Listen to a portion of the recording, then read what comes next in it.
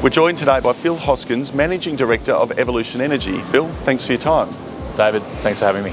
It's all about the Chilalo Graphite project in Tanzania. Where's the project at and what are the stages we're moving into now?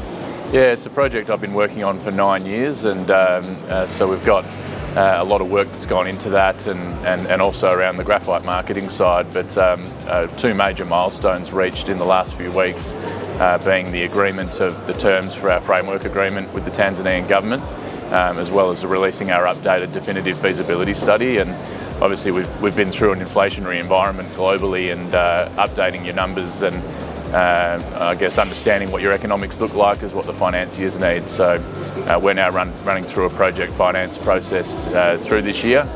It's had a lot of expressions of interest from Western banks, and so there'll be a portion of the capex that will be funded by debt. And I guess all the while we're very excited to work on our downstream processing business to sort of run alongside the mining side in parallel. As you say, you've been working on the project for 9 years. That was back when graphite wasn't cool and everyone thought nothing was going to be economic. From a graphite point of view, Yeah. How hard was it to persevere and understand of where the goal was, and now be sitting here with a graphite market and a graphite project that's clearly very robust?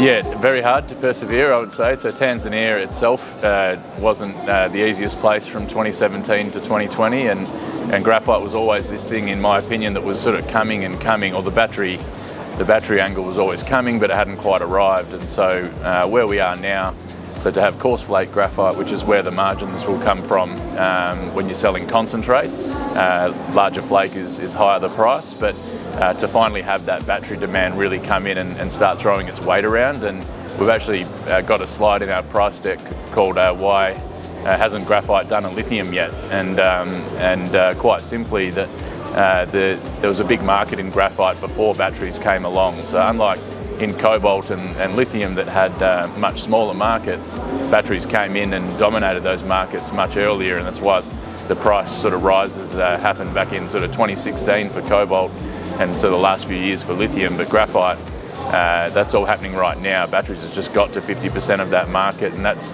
an inflection point in those other commodities. And so, yeah, there has been no better time than now. So it's really exciting and I guess rewarding to have held on through that journey. And as you say, updated DFS numbers out. How pleasing are you now looking at the economics with the updated numbers?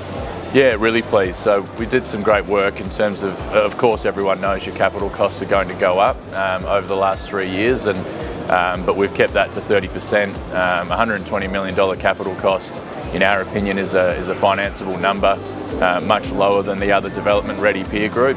But one of the real good pieces of work was to keep our operating costs at the same level, which is no mean feat when you've got diesel prices rising 50% over the last few years.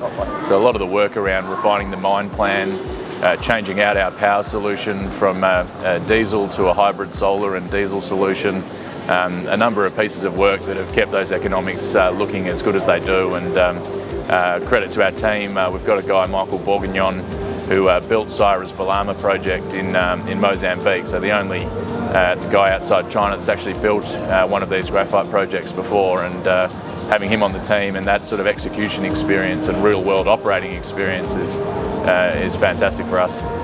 And the US downstream processing, what's the options you're looking at and why?